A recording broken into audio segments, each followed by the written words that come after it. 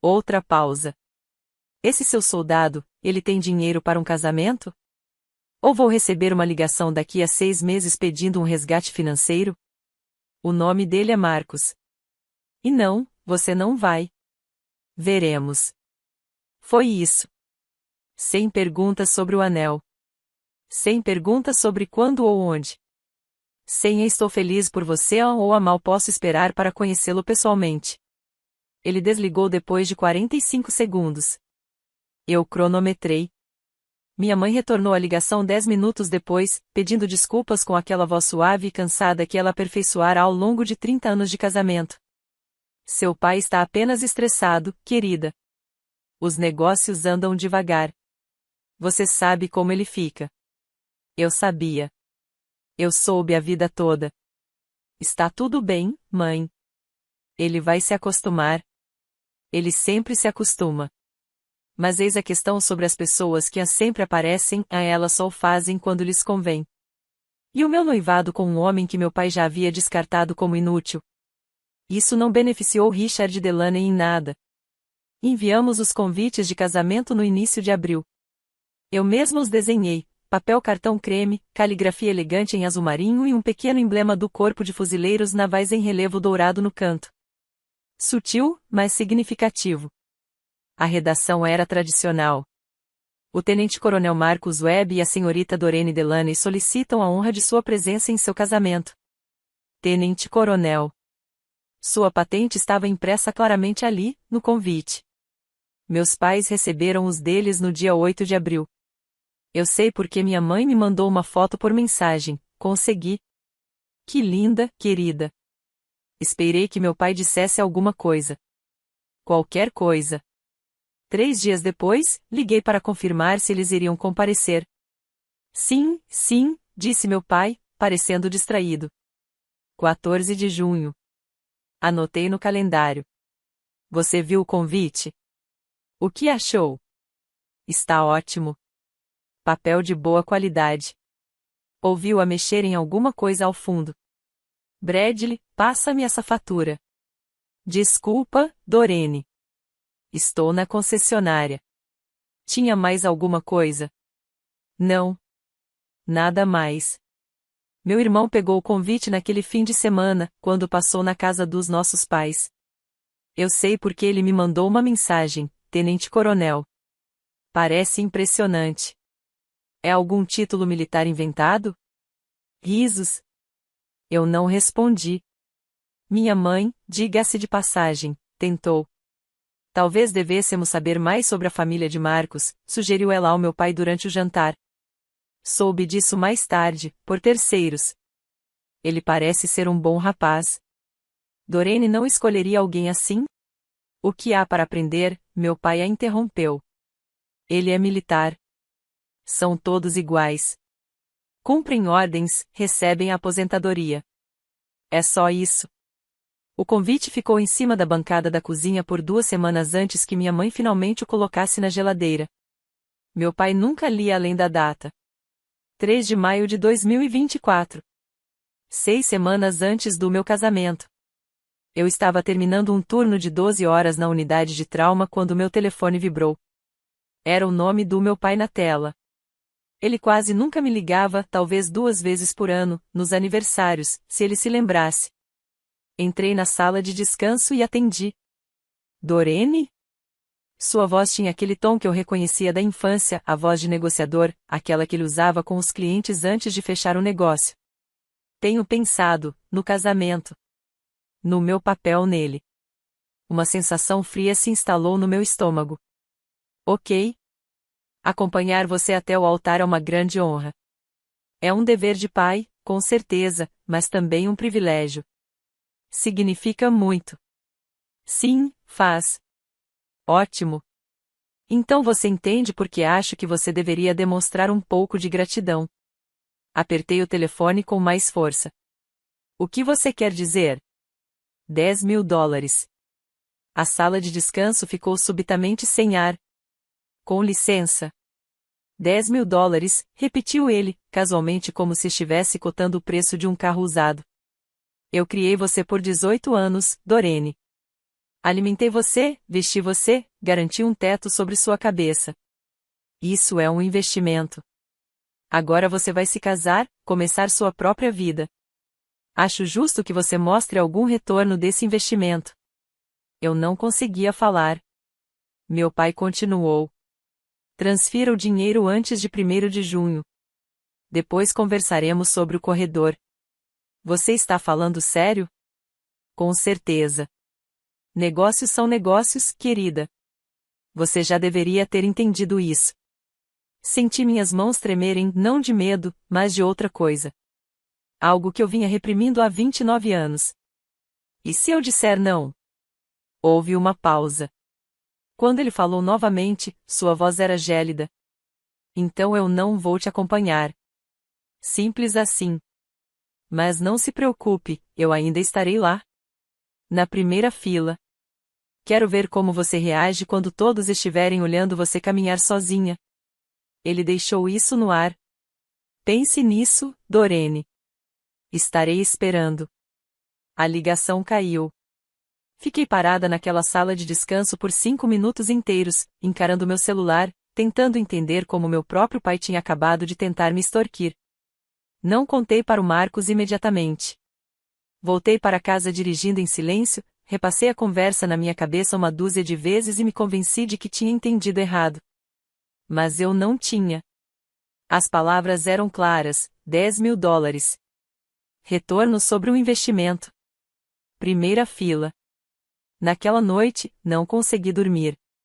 Eu fiquei deitada na cama olhando para o teto enquanto Marcos respirava tranquilamente ao meu lado. Às 2 horas da manhã, ele se mexeu. Você está acordado. Estou bem. Você não está.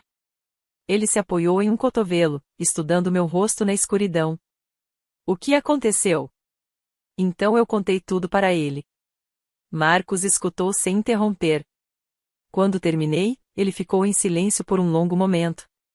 Então, o que você quer fazer? Não sei.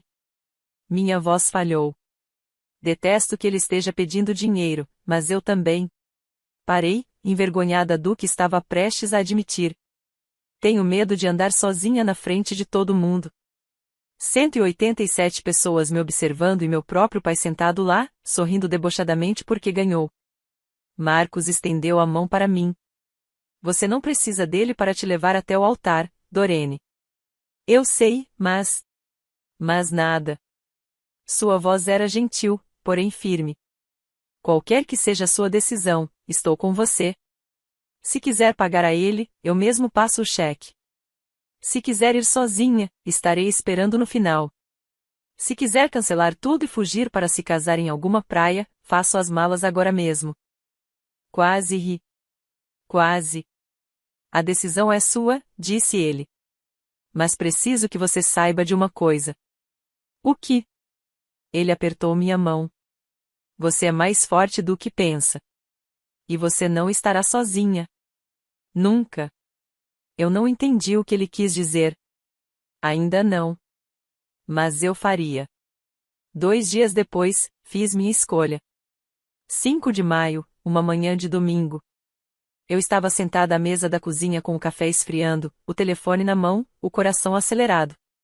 Meu pai atendeu ao segundo toque. Dorene. Boas notícias, espero? Não vou te pagar, pai. Silêncio. Depois, uma expiração lenta. Essa é a sua decisão? Sim. Tudo bem. Sua voz endureceu. Então não vou te acompanhar a lugar nenhum. Você pode ir cambaleando até o altar sozinha. Eu entendo. Mas veja bem, querida, ele estava quase gostando disso agora, eu podia ouvir. Eu ainda vou. Estarei bem na primeira fila assistindo. Quero ver a cara de todo mundo quando o próprio pai da noiva se recusar a ficar ao lado dela. Apertei o telefone com mais força. Esse é o seu direito. É verdade. E quando tudo isso der errado, quando seu soldado não puder pagar as contas e você tiver que voltar rastejando, lembre-se deste momento. Lembre-se de que você escolheu isso.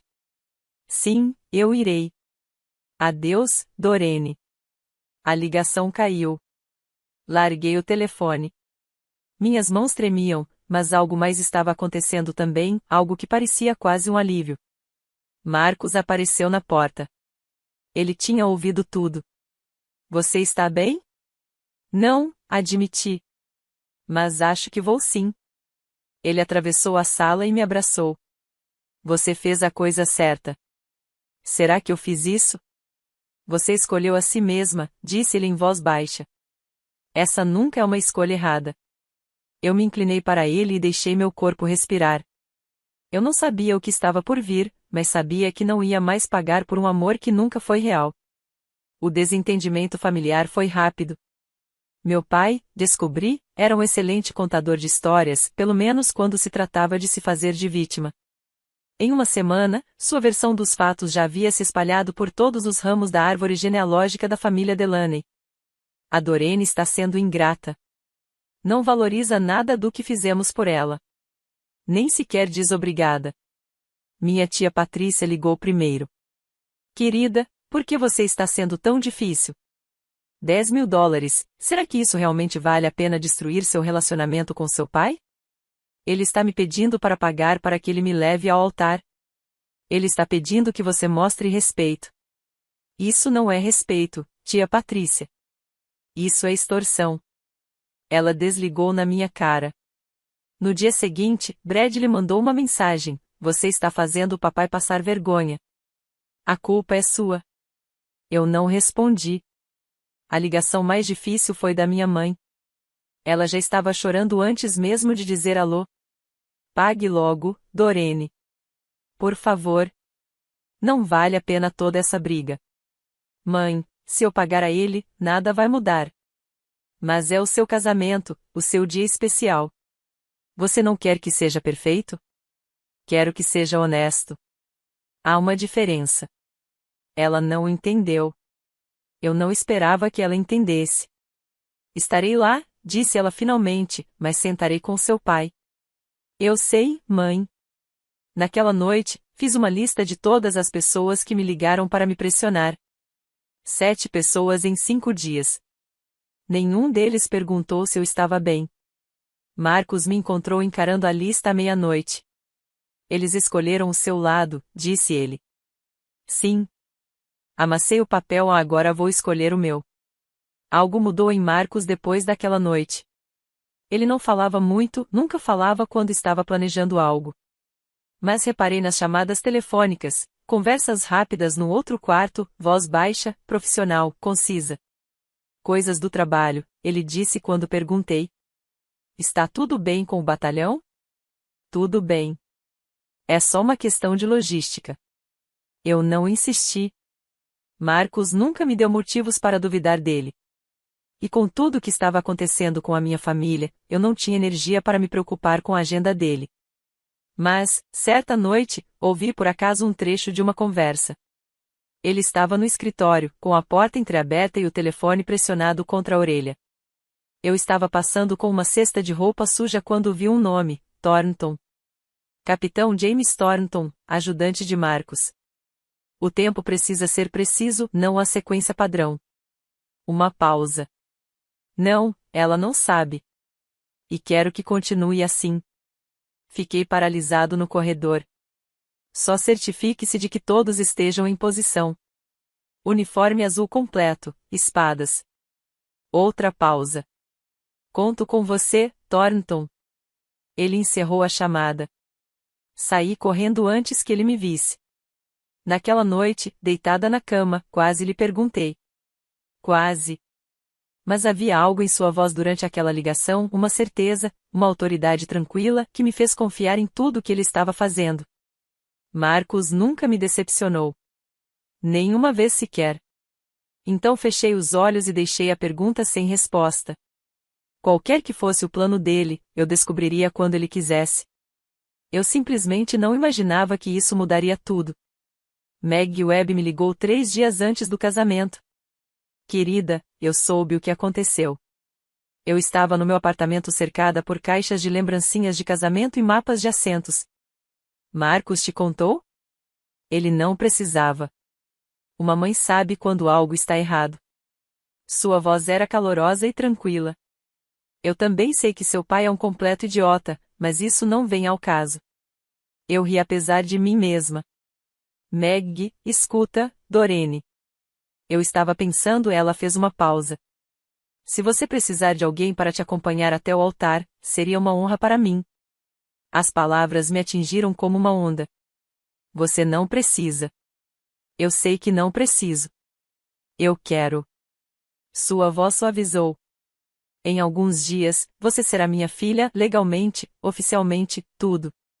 Mas no meu coração, você é minha filha desde a primeira vez que Marcos a trouxe para o jantar de domingo e você me ajudou a lavar a louça sem que eu precisasse pedir. Eu não conseguia falar. Minha garganta estava muito apertada. Você não precisa da aprovação de Richard Delaney, continuou ela. Você não precisa da permissão de ninguém para ser amada. Mas se você quiser alguém ao seu lado quando caminhar em direção ao meu filho, eu estarei aqui. Enxuguei os olhos. Não sei o que dizer. Diga que vai pensar no assunto. É tudo o que peço. Vou pensar nisso. Ótimo. Consegui ouvir o sorriso dela pelo telefone.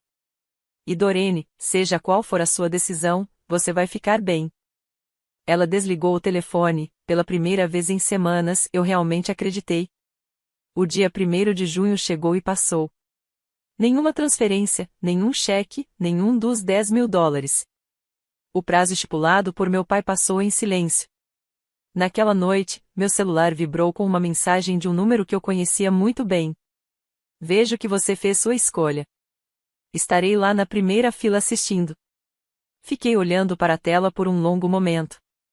Então apaguei a mensagem e voltei a dobrar guardanapos. As 2 semanas seguintes se misturaram numa confusão. Provas finais do vestido, confirmações com fornecedores, uma centena de pequenas decisões que pareciam enormes.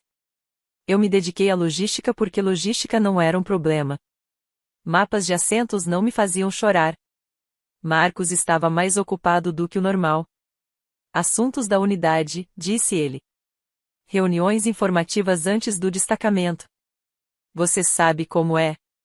Eu sabia. Ou pensava que sabia. O que eu não sabia era que o capitão Thornton havia enviado um e-mail para 50 oficiais no dia 1º de junho, o mesmo dia em que o prazo do meu pai expirou. O assunto do e-mail era: detalhes da espada, casamento web, 14 de junho de 2024, 15 horas. O texto era breve. Uniforme azul de gala, espadas mamelucas. Ponto de encontro: Ritz-Carlton Amelia Island, antessala do Grand Ballroom, 14h30. O arco de espada será executado ao sinal do Tenente-Coronel Webb, sequência não padrão.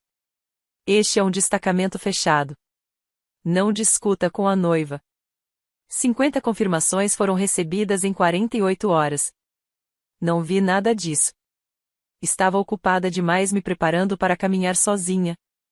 3 dias antes do casamento, eu estava arrumando minha mala de viagem quando encontrei um recorte de revista enfiado no fundo da gaveta da minha escrivaninha. Marine Corps Times, março de 2024. Eu tinha salvo isso meses atrás e esquecido. A manchete dizia: o Tenente-Coronel Marcos Webb assume o comando do 1º Batalhão, 8º Regimento de Fuzileiros Navais. Havia uma foto, Marcos em seu uniforme azul de gala, em pé diante de uma formação de fuzileiros navais, com a bandeira do batalhão atrás dele. Ele era exatamente igual ao homem por quem me apaixonei e também a alguém que eu mal reconhecia, imponente, poderoso, o tipo de homem que liderava outros homens em batalha e os trazia de volta para casa. O artigo citava a Major-General Patrícia Olovay, comandante da 2ª Divisão de Fuzileiros Navais. O Tenente-Coronel Webb personifica a liderança e a bravura que esperamos de nossos melhores oficiais. Sua estrela de bronze com valor atesta sua coragem em combate. Sua liderança atesta seu caráter. Os fuzileiros navais do 1/8 têm a sorte de servir sob seu comando. Lembrei-me de ter enviado este artigo para minha mãe em março. A resposta dela foi uma única mensagem de texto: que bom, querido. Ele está tão bonito. Ela nunca mencionou isso ao meu pai. Eu nunca perguntei se ela tinha mencionado.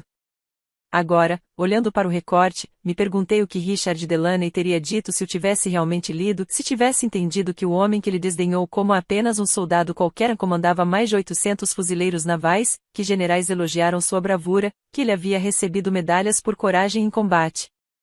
Mas meu pai não perguntou. Não se importou o suficiente para perguntar.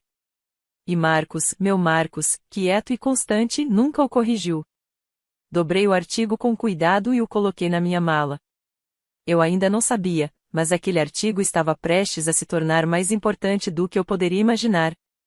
Na noite anterior ao casamento, observei Marcos tirar seu uniforme azul de gala da capa de roupas. O uniforme era impecável, casaco azul escuro com botões dourados polidos como espelhos, calças brancas passadas a ferro com vincos perfeitos, a faixa vermelha de sangue percorrendo cada perna em homenagem aos fuzileiros navais que morreram em Chapultepec em 1847. E as medalhas, fileiras delas, cada uma história que eu ainda estava descobrindo. Acho que nunca vou me acostumar a te ver assim, eu disse da porta. Ele ergueu os olhos e sorriu. Você verá muito disso amanhã. Só você?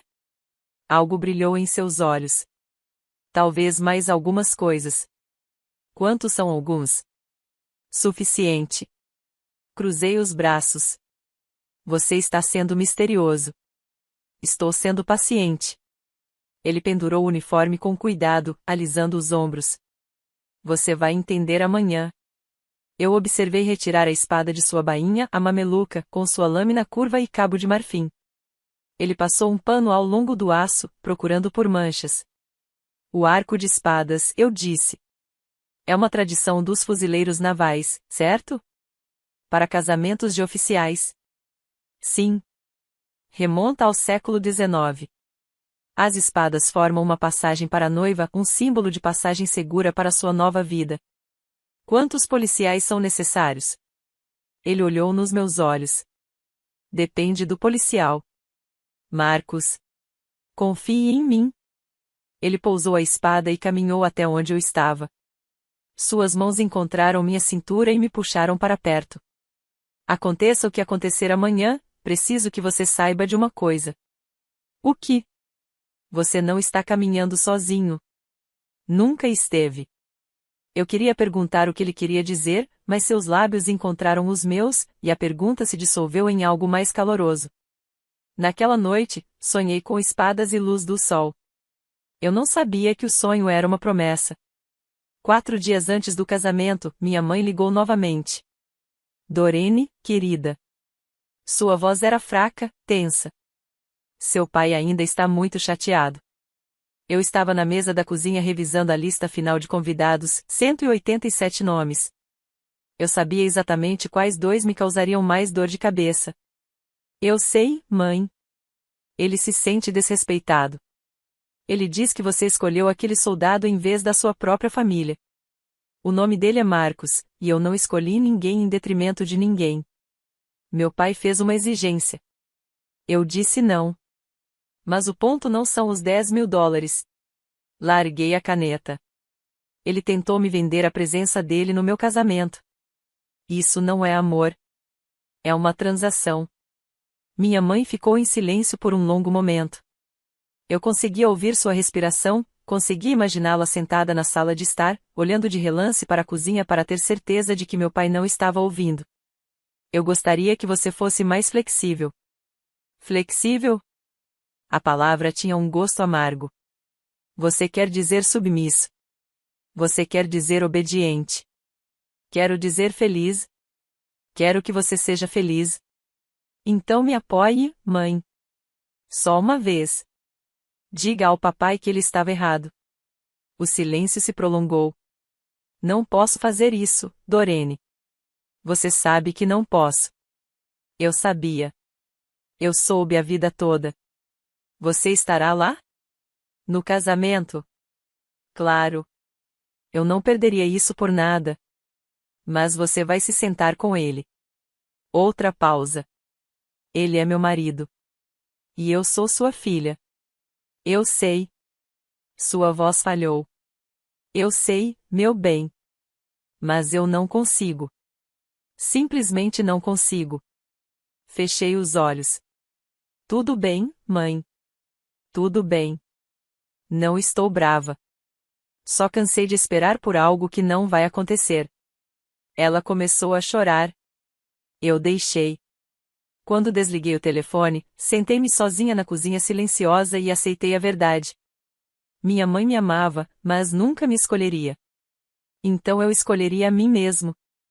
Gostaria de fazer uma pausa aqui por um instante. Se você já teve que lidar com uma família que impôs condições ao seu amor, saiba que não está sozinho. Deixe um comentário abaixo e me diga de onde você está assistindo. E se esta história lhe parece familiar, inscreva-se e ative o sino de notificações para não perder os próximos acontecimentos. Porque no dia do meu casamento, foi aí que tudo mudou. 14 de junho de 2024. O dia do meu casamento. Acordei às 6 horas da manhã em uma suíte do Ritz-Carlton Amelia Island. O oceano era visível através de janelas que iam do chão ao teto cinza, azul e infinito. O sol começava a nascer, pintando a água com tons dourados. Meu vestido de noiva estava pendurado na porta do armário, silhueta em A, simples e elegante. Sem cauda, sem drama, apenas linhas limpas e um tecido macio que me fazia sentir eu mesma. Meu celular vibrou na mesa de cabeceira. Era uma mensagem do meu pai, enviada às 7 horas da manhã. Estou aqui, na primeira fila. Vamos ver como isso vai ser. Encarei a mensagem por um longo momento. Depois, apaguei-a. Uma batida na porta. A voz de Meg. Querida, eu trouxe o café da manhã. Abri a porta e lá estava ela com uma bandeja de frutas, doces e um bule de café. Ela me olhou e colocou tudo na mesa. Oh, querida! Ela me abraçou e eu me deixei ser abraçada. Eu não tinha percebido o quanto precisava disso. Ele me mandou uma mensagem, sussurrei. Ele está aqui. Ele vai assistir. Deixe-o assistir. Meg recuou, colocando as mãos nos meus ombros. Deixe-o ver o que está perdendo. Deixe-o ver que você não precisa dele. Mas estou caminhando sozinho. Você está? Ela sorriu, um sorriso estranho, mas perspicaz. Dorene, vou te contar algo que meu filho me pediu para manter em segredo, mas acho que você precisa ouvir agora. Meu coração deu um salto. O quê? Você não está caminhando sozinho hoje. Nunca esteve. Meg, o que isso significa? Ela beijou minha testa. Você vai ver. Apenas confie nele. Ela pegou a bandeja do café da manhã e me deixou ali parada, confusa, apavorada e, pela primeira vez naquela manhã, com um mínimo de esperança. Às 14 horas, o grande salão de baile estava se enchendo de convidados. Eu observava de uma janela no segundo andar, escondida atrás de uma cortina. 187 pessoas vestidas com suas melhores roupas, ocupando seus lugares em fileiras de cadeiras brancas. Os corredores se estendiam entre elas, cobertos de pétalas de rosa, conduzindo a um arco de flores brancas onde Marcos estaria esperando. E lá, na primeira fila, do lado da noiva, estava meu pai. Richard Delaney vestia seu melhor terno cinza, aquele que guardava para exposições de carros e jantares do Rotary Club. Ele sorria, cumprimentava parentes com um aperto de mãos, fazendo o papel de patriarca gentil. Daquela distância, você pensaria que ele era o pai mais orgulhoso do mundo. Consegui ouvir fragmentos da sua voz a chegar até mim. Estou muito feliz por ela. Claro que estou aqui. Família é tudo. Bradley sentou-se ao lado dele, concordando com a cabeça. Minha mãe estava do outro lado do meu pai, com as mãos cruzadas no colo e os olhos fixos no chão. Do lado do noivo, os assentos eram diferentes. Na primeira fila estava uma mulher que reconheci das fotos de Marcos, a Major-General Patrícia Olovai, comandante da 2ª Divisão de Fuzileiros Navais. Ela vestia seu uniforme azul de gala, com medalhas reluzentes e 2 estrelas de prata em cada ombro. Sentada ereta e imóvel, emanava uma autoridade serena que fazia todos ao seu redor parecerem menores. Meu pai lançou um olhar para ela do outro lado do corredor. Sua testa franziu-se ligeiramente em confusão, não reconhecimento. Quem é a senhora de uniforme? Ouviu perguntar a minha mãe. Não sei. Alguém do trabalho de Marcos, suponho. Ele retomou a conversa. Tem muita gente do meio militar por aqui. Parece que estamos num desfile. Ele não reparou nas 2 estrelas. Não reparou em nada. Mas repararia. Às 2h30, eles começaram a chegar. Um a um, depois em pares, depois em grupos, homens em uniformes azuis do Corpo de Fuzileiros Navais entraram no salão de baile. Casacos escuros, calças brancas, botões dourados refletindo a luz da tarde.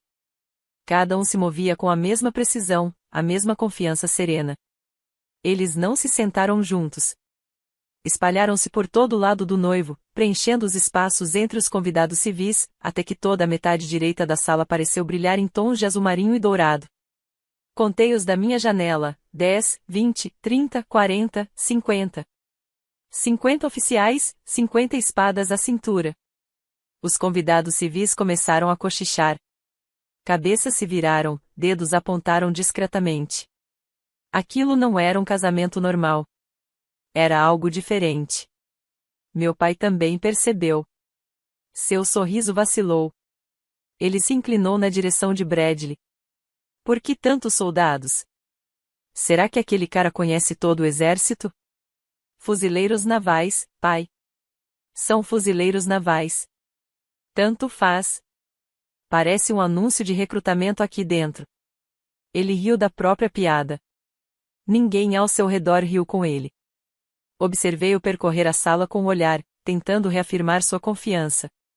Ajeitou a gravata, cruzou os braços, descruzou-os. Mas algo havia mudado. O equilíbrio de poder naquela sala não era mais o que ele esperava, e ele começava a sentir isso. Da minha janela, vi o capitão Thornton entrar furtivamente por uma porta lateral. Ele cruzou o olhar com outro oficial, acenou com a cabeça uma vez e tomou posição perto da frente. Independentemente do que estivesse prestes a acontecer, estava quase na hora. 14h55, faltam 5 minutos.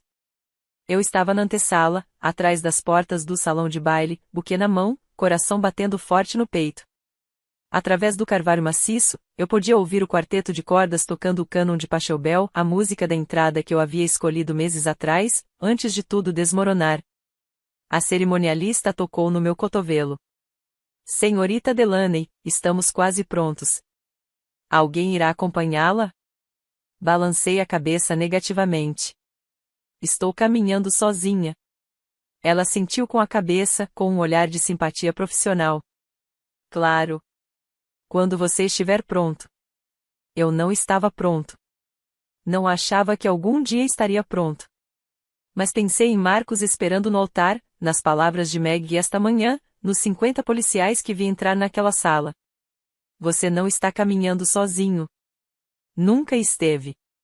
O que isso significava? Dentro do salão de baile, meu pai estava à espera. Eu conseguia imaginá-lo perfeitamente na primeira fila, braços cruzados, aquele sorriso de satisfação no rosto. Ele viera para me ver fracassar, para me ver humilhada, para provar que sem ele eu não era nada. A música mudou. O coordenador abriu as portas uma fresta. Chegou a hora, senhorita Delaney. Respirei fundo, depois mais uma vez. Atrás daquelas portas estavam 187 pessoas, meu pai, minha mãe, meu irmão, todos que já duvidaram de mim e Marcos. Sempre Marcos. Dei um passo à frente. As portas começaram a se abrir. E então aconteceu algo que eu jamais esquecerei. As portas se abriram de par em par e vi o corredor estendendo-se à minha frente, vazio, com pétalas de rosa espalhadas como promessas. Por um instante, houve silêncio. Então, movimento. 50 homens em uniformes azuis de gala levantaram-se de seus assentos, não dispersos, não aleatoriamente sincronizados, como uma onda de azul marinho e dourado avançando em direção ao corredor central. Eles saíram dos bancos, as botas batendo no mármore em perfeita sincronia, e formaram 2 filas frente a frente, 25 de cada lado. O som do aço ecoou pela sala. 50 espadas mamelucas desembainharam-se num movimento fluido, um sussurro de metal que se transformou num coro. As lâminas se elevaram, cruzaram-se e se encaixaram em um arco perfeito acima do corredor. A luz do sol da tarde incidiu sobre o aço polido e o espalhou em diamantes. A voz do capitão Thornton ecoou. Espadas. Arco. Eu não conseguia respirar. Eu não conseguia me mexer. No fundo do corredor, sob o arco de espadas, estava Marcos. Seu uniforme azul marinho estava impecável, as medalhas refletindo a luz. Ele me olhava com uma expressão que eu nunca tinha visto antes: orgulho, amor e algo feroz, algo protetor. Ele acenou com a cabeça uma vez. Um pequeno gesto. Permissão. Convite. Venha até mim. A sala ficou paralisada. 187 convidados contemplavam o espetáculo diante deles, 50 oficiais da Marinha formando um corredor de aço para a noiva de seu comandante. Dei o primeiro passo, depois outro. As espadas brilhavam acima de mim, firmes e inabaláveis. Cada oficial estava em posição de sentido perfeita, olhos à frente, orando-me com sua presença, com seu serviço, com seu respeito. Eu caminhava sozinho, mas estava cercado por guerreiros. No meio do corredor, passei pela primeira fila. Não olhei para meu pai, não precisava, mas o ouvi, uma inspiração brusca, um som estrangulado, o rangido de uma cadeira quando ele se levantou parcialmente e sentou-se novamente. Continuei caminhando. Quando cheguei perto de Marcos, quando saí de debaixo das últimas espadas cruzadas, ele pegou minha mão e sussurrou: Eu te disse que você nunca esteve sozinha. Naquele momento, não vi o rosto do meu pai, mas soube depois pelo que aconteceu, através da minha mãe, dos meus primos e dos convidados que não paravam de falar sobre o ocorrido. Richard Delaney levantou-se de seu assento no instante em que as espadas apareceram. Sua boca abriu, fechou, abriu novamente. O quê? Ele olhou em volta, desnorteado, tentando entender o que estava acontecendo. 50 oficiais, 50 espadas, todas em homenagem à sua filha. A filha que ele tentará extorquir. A filha que ele planejara humilhar. Bradley agarrou seu braço. Pai, senta aí. A voz de Richard estava estrangulada. Quem são essas pessoas? Por que elas estão? São os homens dele, sussurrou Bradley, finalmente entendendo. Marcos, são os homens dele. Richard olhou fixamente para o altar onde Marcos estava de pé, trajando seu uniforme azul de gala, com a insígnia de tenente-coronel brilhando em seus ombros, a estrela de bronze com valor no peito e o coração púrpura ao lado. Ele é o comandante deles, continuou Bradley. Pai, ele não é apenas um soldado qualquer. Ele é. Eu sei o que ele é. O rosto de Richard empalideceu. Do outro lado do corredor, a Major-General Holloway virou ligeiramente a cabeça. Seu olhar encontrou Richard frio, avaliador, completamente indiferente. Há algum problema, senhor? Perguntou ela em voz baixa. Richard viu as duas estrelas nos ombros dela, uma major-general, a pessoa de mais alta patente na sala, e ela olhava como se ele fosse algo grudado na sola do sapato dela. Não, ele conseguiu dizer. Sem problema. Ótimo. Ela voltou a prestar atenção à cerimônia. Minha mãe puxou Richard para o seu assento. Ele se sentou sem resistência, abatido, diminuído. O homem que viera para ver a filha ser humilhada era agora o centro das atenções, e todos podiam ver exatamente o que ele era. Eu não fazia ideia do que estava acontecendo atrás de mim. Eu só sabia o que estava à minha frente, Marcos esperando com a mão estendida, os olhos fixos nos meus. Caminhei sob aquelas espadas como se estivesse caminhando por um sonho. Cada passo parecia carregado de significado não apenas da tradição, mas da verdade por trás dela. Esses homens não me conheciam. Eles conheciam Marcos. Respeitavam Marcos. E, por ele ter me escolhido, também me oravam. Percebi que era assim que o amor deveria ser. Sem condições. Sem transações. Apenas escolha, dada livremente. Quando cheguei ao último par de oficiais, com a última espada ainda cruzada sobre minha cabeça, um deles, um jovem tenente de olhar bondoso, baixou a lâmina delicadamente para tocar meu ombro. Bem-vinda ao Corpo de Fuzileiros Navais, senhora. Eu sorri, com os olhos ardendo. Obrigado. Ele ergueu a espada novamente e eu passei por ela. Marcos segurou minhas mãos no instante em que me libertei do arco. Você conseguiu, disse-lhe suavemente. Você planejou isso. Eu planejei isso. Você não me contou. Eu queria que você soubesse. Ele fez uma pausa, escolhendo as palavras. Eu queria que você sentisse, não apenas ouvisse. Você não está sozinha, Dorene. Você nunca mais precisará ficar sozinha. Atrás de nós, os 50 oficiais embainharam suas espadas em perfeita sincronia. O som do aço deslizando para dentro da bainha foi como o selo de uma promessa. O oficiante pigarreou. Podemos começar? Marcos olhou para mim. Eu olhei para ele. Sim, eu disse. Vamos começar. E quando a cerimônia começou, eu não lancei um único olhar para o homem na primeira fila. Ele não era mais relevante. Nunca tinha sido. A cerimônia foi simples, votos tradicionais, troca de alianças, um beijo que pareceu um retorno para casa. Mas por baixo do ritual, algo mais estava acontecendo. Eu podia sentir isso no ar, uma mudança na tensão, uma redistribuição do respeito. Os convidados não estavam mais olhando para meu pai. Estavam olhando para nós. Observando os 50 oficiais que haviam retornado aos seus lugares, mas que ainda emanavam uma autoridade silenciosa. Observando o Major-General Olovai acenar com aprovação enquanto Marcos colocava o anel no meu dedo. Meu pai permaneceu imóvel, os braços já não estavam mais cruzados, as mãos agarrando os joelhos, o rosto da cor de papel velho. Os sussurros começaram antes mesmo de eu chegar ao altar. Agora, espalhavam-se pelo lado da noiva como fogo em palha seca. Você viu isso?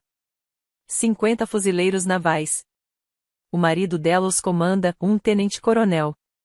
Richard disse que era apenas um soldado, um ninguém qualquer. É evidente que Richard estava errado. Minha tia Patrícia, a mesma tia que me chamava de difícil, se inclinou para o lado da minha mãe. Linda, por que você não nos contou? Isso é. Minha mãe não respondeu. Ela chorava em silêncio, embora eu não conseguisse distinguir se eram lágrimas de alegria ou de vergonha. Quando o oficiante nos declarou marido e mulher, a sala irrompeu em aplausos. Os 50 oficiais foram os primeiros a se levantar, uma ovação de pé dos guerreiros. Meu pai permaneceu sentado. Quando Marcos e eu nos viramos para voltar pelo corredor, as espadas surgiram novamente. Outro arco, outra homenagem. Dessa vez, quando passamos por ali, eu me permiti sorrir. Eu entrei sozinho. Saí com um exército. Se você ainda está aqui, obrigado por ficar comigo. Aquele momento em que 50 espadas se ergueram por uma garota cujo próprio pai não ousaria caminhar ao seu lado, eu o carregarei para sempre. Clique em gostei se você também sentiu algo. E deixe um comentário, o que você acha que meu pai fez em seguida? Porque, acredite, a história ainda não acabou. Vamos continuar. A recepção foi realizada no salão de baile à beira-mar do Ritz-Carlton, lustres de cristal, toalhas de mesa brancas, o Atlântico visível através de janelas do chão ao teto, ondas capturando os últimos raios de sol da tarde. Tínhamos acabado de dançar nossa primeira dança quando a Major-General Olovai se levantou de sua mesa. Ela não estava programada para discursar, mas quando uma general de 2 estrelas se levanta em um casamento, você não lhe pede para se sentar. O silêncio tomou conta da sala. Servi 32 anos no Corpo de Fuzileiros Navais dos Estados Unidos, começou ela, com a voz embargada e sem esforço. Comandei milhares de fuzileiros navais. Vi coragem e covardia, honra e fracasso. E em todos esses anos, aprendi a reconhecer o caráter quando o vejo. Ela se virou em direção à nossa mesa. O tenente-coronel Webb é um dos melhores oficiais que já tive o privilégio de comandar. Sua estrela de bronze com valor não foi concedida, foi conquistada em combate, salvando a vida de seus homens. Sua liderança não é um título. É uma prática diária. A sala estava absolutamente silenciosa. E hoje eu vi homenagear sua noiva de uma maneira que me diz tudo o que preciso saber sobre quem ele é. Ela olhou para mim agora, seu olhar caloroso, mas direto. Dorene, bem-vinda à nossa família, a família do Corpo de Fuzileiros Navais. Você escolheu um homem que nunca a deixará sozinha. E pelo que vi hoje, você é exatamente o tipo de mulher que merece isso. Ela ergueu o copo. Aos noivos. Semper Fidelis. O brinde ecoou pela sala. Taças se ergueram. Aplausos estrondosos. Olhei para o outro lado do salão de baile, onde meu pai estava sentado. Ele não estava aplaudindo. Nem sequer olhava para nós. Estava encarando o prato, o rosto em chamas enquanto todos ao seu redor celebravam o homem que ele havia desprezado como inútil. Meu pai me encontrou 1 hora depois do início da recepção. Eu estava perto da mesa de sobremesas conversando com a mãe de Marcos quando senti uma mão no meu cotovelo. Virei-me e lá estava ele. Richard Delaney parecia 10 anos mais velho do que naquela manhã. Seu terno estava amarrotado, a gravata frouxa, e seus olhos percorriam a sala como se estivesse verificando quem o observava. Dorene. Sua voz era baixa, quase suplicante. Podemos conversar? Entreguei minha taça de champanhe para Meg. O que você quer dizer, pai? Eu não sabia. Ele abriu os braços. Sobre Marcos, sobre tudo isso. Se eu soubesse que ele estava. Se você soubesse que ele era importante, teria me tratado de forma diferente. Ele piscou. Não foi isso que eu. É exatamente isso que você quer dizer. Mantive a voz calma e firme. Você não sabia que Marcos era tenente-coronel, então o dispensou. Você não sabia que os homens dele me honrariam, então planejou me ver ser humilhada. Eu não estava. Você estava. Encarei-o nos olhos. Você veio aqui para me ver fracassar. Você mesmo me disse isso. Ele não tinha resposta para isso. É isso que eu preciso saber, pai. Dei um passo à frente. Você está arrependido por não saber quem era Marcos? Ou está arrependido por tentar me vender seu amor por $10.000? O silêncio entre nós se prolongou. Sua boca abriu e fechou. Era o que eu pensava. Voltei-me para Meg, que observava com uma aprovação silenciosa. Com licença, pai. Tenho visitas a agradecer. Eu me afastei. Não olhei para trás. 20 minutos depois, Marcos encontrou Richard no terraço. Eu não presenciei a conversa, mas Marcos me contou tudo naquela noite, palavra por palavra, ele é preciso assim mesmo. Richard estava parado sozinho, olhando para o oceano, com um copo de uísque na mão. Ele não se virou quando Marcos se aproximou. Senhor Delaney. Tenente-coronel. O título saiu amargo, quase zombeteiro. Suponho que agora devo chamá-lo assim. Pode me chamar de Marcos.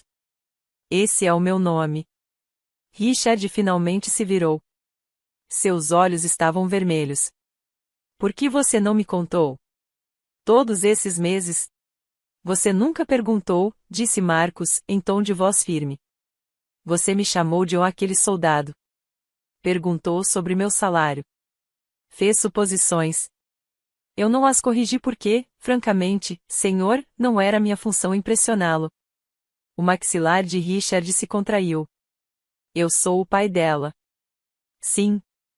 E os pais não cobram de suas filhas pelo amor.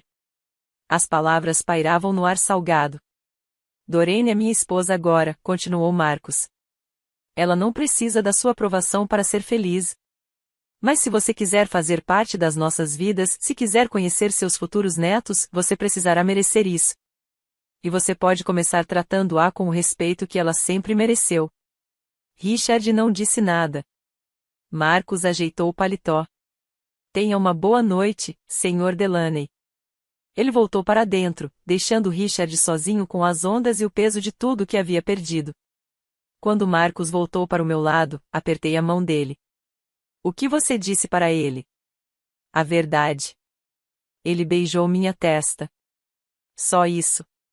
As consequências começaram antes mesmo de partirmos para nossa lua de mel. Quando aterrissamos em Maui 3 dias depois, meu telefone estava cheio de mensagens, não do meu pai, ele não havia ligado, mas de todos os outros. Tia Patrícia, que me chamava de difícil. Dorene, eu não fazia ideia de que seu pai exigia dinheiro. Sinto muito pelo que eu disse. Por favor, me ligue.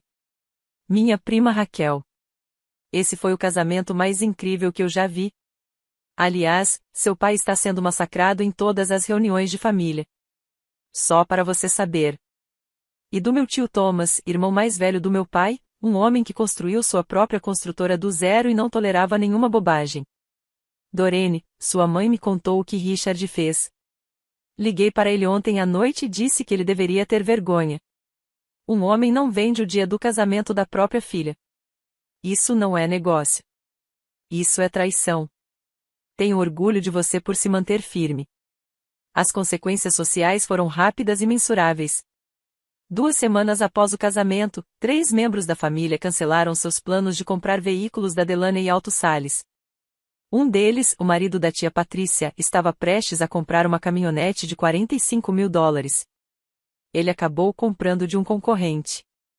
A reputação de Richard na família extensa mudou da noite para o dia. Ele havia passado décadas se posicionando como o patriarca bem-sucedido, o empresário que construiu seu próprio império e que todos deveriam admirar. Agora, os rumores o seguiam por toda parte. Você ouviu o que ele fez com a Dorene? $10.000 para levá-la ao altar. E o marido dela acabou sendo um herói de guerra. Consegue imaginar? Meu pai queria me ensinar uma lição sobre respeito. Em vez disso, ensinou a todos os outros uma lição sobre quem ele realmente era. Bradley ligou 3 semanas depois do casamento. Quase não atendi, mas algo me fez deslizar para a direita. Dorene. Sua voz estava diferente e mais baixa, menos segura. Você tem 1 minuto? Tenho 1 minuto. Uma longa pausa. Eu conseguia ouvi-lo respirar, reunindo coragem. Quero pedir desculpas. Eu esperei. Eu devia ter perguntado o que estava acontecendo. Quando o papai disse que você estava sendo difícil, eu simplesmente acreditei nele. Eu sempre acredito nele. É mais fácil assim. Mais fácil para quem? Para mim. Ele riu, mas não havia humor algum nisso. Passei a vida inteira tentando ficar do lado bom dele. Você sabe como é. Você simplesmente para de jogar. E eu não entendia por quê. Parei porque o jogo era manipulado, Bradley. Não havia como vencer, apenas sobreviver. Agora eu sei disso. Outra pausa. Perguntei ao papai sobre o dinheiro, os 10.000. Ele disse que era assunto entre ele e você, mas eu insisti e, por fim, ele admitiu. E, eu disse a ele que estava errado. A voz de Bradley falhou ligeiramente. Foi a primeira vez que lhe disse isso. Ele não reagiu bem. Senti algo mudar no meu peito, não o perdão, ainda não, mas talvez o começo dele. Isso exigiu coragem, Bradley. Foi preciso ver 50 fuzileiros navais saudando minha irmãzinha para perceber que eu tinha sido um covarde a vida toda. Eu não sabia o que dizer. Não estou pedindo que você me perdoe, continuou ele. Só estou pedindo uma chance. Quando você estiver pronto, eu pensarei nisso. É tudo o que posso pedir. Desligamos. Não foi uma solução definitiva, mas foi um começo. Minha mãe veio me visitar 1 mês depois do casamento. Ela veio sozinha, essa foi a primeira surpresa. A segunda foi o que ela disse quando abri a porta. Sinto muito, Dorene. Eu deveria ter te protegido. Eu não protegi.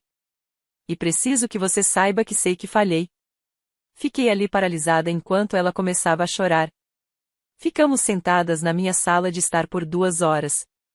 Ela falou mais do que eu jamais a tinha ouvido falar, sobre o casamento dela, sobre meu pai, sobre os 30 anos que passou mantendo a paz à custa da própria voz. Eu sabia que o que ele estava fazendo era errado, disse ela, segurando um lenço de papel ou dinheiro, as ameaças, tudo. Mas eu tinha muito medo do que aconteceria se eu o enfrentasse. Do que você tinha medo, mãe? Tudo. Ela balançou a cabeça. Que ele fosse embora. Que ele virasse a família contra mim. Que eu ficasse sozinha. Ela olhou para mim com os olhos marejados.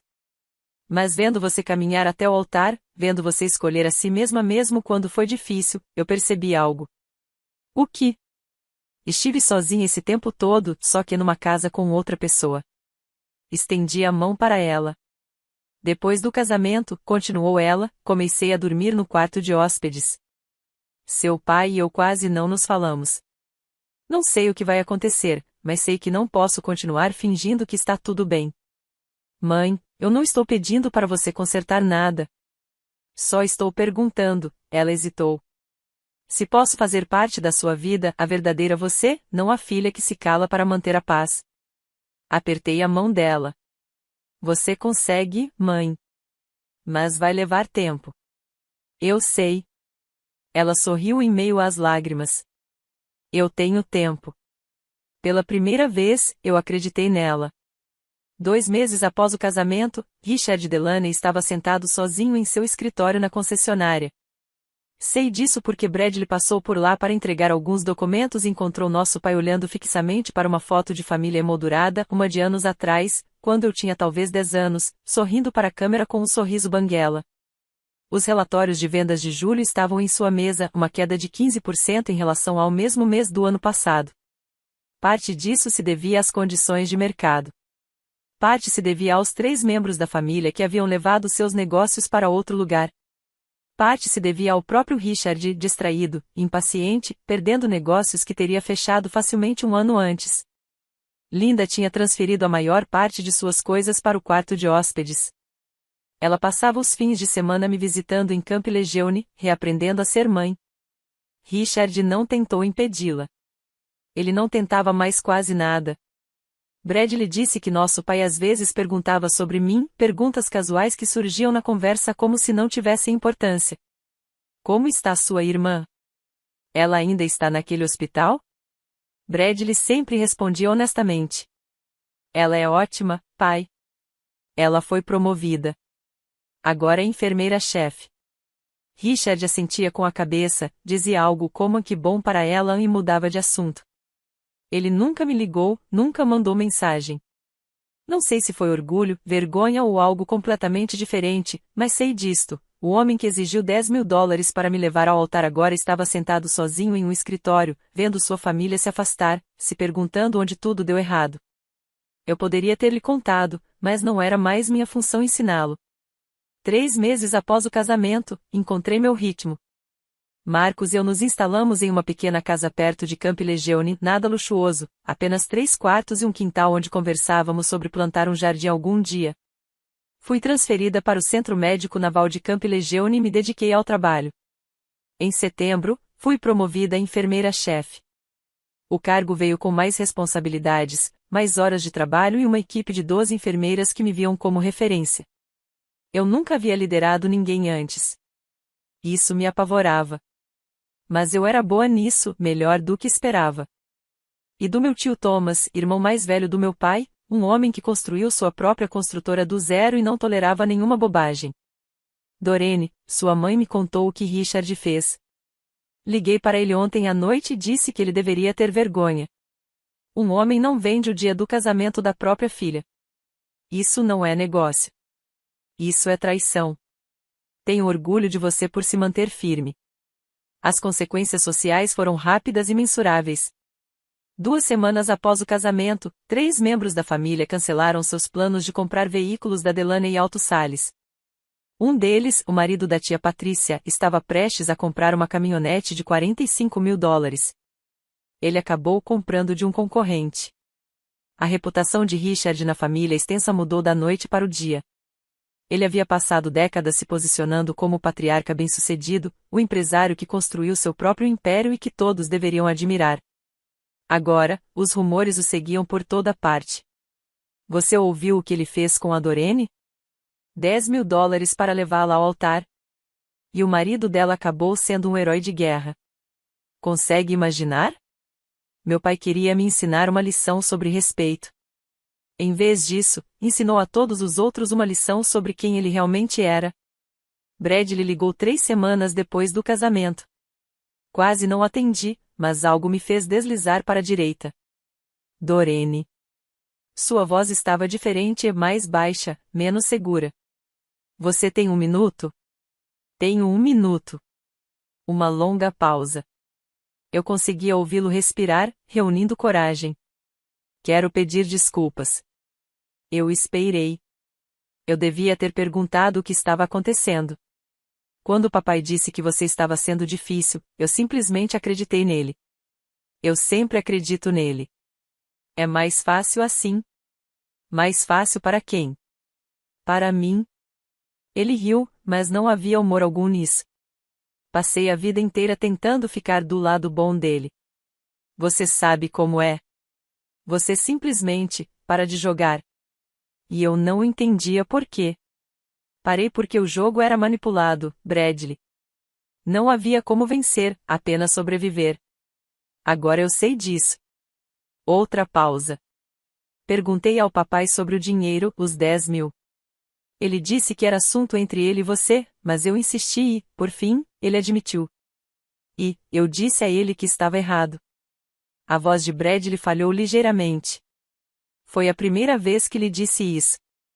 Ele não reagiu bem. Senti algo mudar no meu peito, não o perdão, ainda não, mas talvez o começo dele. Isso exigiu coragem, Bradley.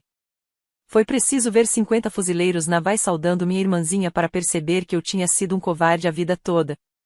Eu não sabia o que dizer. Não estou pedindo que você me perdoe, continuou ele. Só estou pedindo uma chance. Quando você estiver pronto, eu pensarei nisso. É tudo o que posso pedir. Desligamos. Não foi uma solução definitiva, mas foi um começo. Minha mãe veio me visitar um mês depois do casamento. Ela veio sozinha, essa foi a primeira surpresa. A segunda foi o que ela disse quando abri a porta. Sinto muito, Dorene. Eu deveria ter te protegido. Eu não protegi. E preciso que você saiba que sei que falhei. Fiquei ali paralisada enquanto ela começava a chorar. Ficamos sentadas na minha sala de estar por 2 horas. Ela falou mais do que eu jamais a tinha ouvido falar, sobre o casamento dela, sobre meu pai, sobre os 30 anos que passou mantendo a paz à custa da própria voz. Eu sabia que o que ele estava fazendo era errado, disse ela, segurando um lenço de papel ou dinheiro, as ameaças, tudo. Mas eu tinha muito medo do que aconteceria se eu o enfrentasse. Do que você tinha medo, mãe? Tudo. Ela balançou a cabeça. Que ele fosse embora. Que ele virasse a família contra mim. Que eu ficasse sozinha. Ela olhou para mim com os olhos marejados. Mas vendo você caminhar até o altar, vendo você escolher a si mesma mesmo quando foi difícil, eu percebi algo. O que? Estive sozinha esse tempo todo, só que numa casa com outra pessoa. Estendi a mão para ela. Depois do casamento, continuou ela, comecei a dormir no quarto de hóspedes. Seu pai e eu quase não nos falamos. Não sei o que vai acontecer, mas sei que não posso continuar fingindo que está tudo bem. Mãe, eu não estou pedindo para você consertar nada. Só estou perguntando, ela hesitou. Se posso fazer parte da sua vida, a verdadeira você, não a filha que se cala para manter a paz. Apertei a mão dela. Você consegue, mãe. Mas vai levar tempo. Eu sei. Ela sorriu em meio às lágrimas. Eu tenho tempo. Pela primeira vez, eu acreditei nela. 2 meses após o casamento, Richard Delaney estava sentado sozinho em seu escritório na concessionária. Sei disso porque Bradley passou por lá para entregar alguns documentos e encontrou nosso pai olhando fixamente para uma foto de família emoldurada, uma de anos atrás, quando eu tinha talvez 10 anos, sorrindo para a câmera com um sorriso banguela. Os relatórios de vendas de julho estavam em sua mesa, uma queda de 15% em relação ao mesmo mês do ano passado. Parte disso se devia às condições de mercado. Parte se devia aos 3 membros da família que haviam levado seus negócios para outro lugar. Parte se devia ao próprio Richard, distraído, impaciente, perdendo negócios que teria fechado facilmente um ano antes. Linda tinha transferido a maior parte de suas coisas para o quarto de hóspedes. Ela passava os fins de semana me visitando em Camp Lejeune, reaprendendo a ser mãe. Richard não tentou impedi-la. Ele não tentava mais quase nada. Bradley disse que nosso pai às vezes perguntava sobre mim, perguntas casuais que surgiam na conversa como se não tivessem importância. Como está sua irmã? Ela ainda está naquele hospital?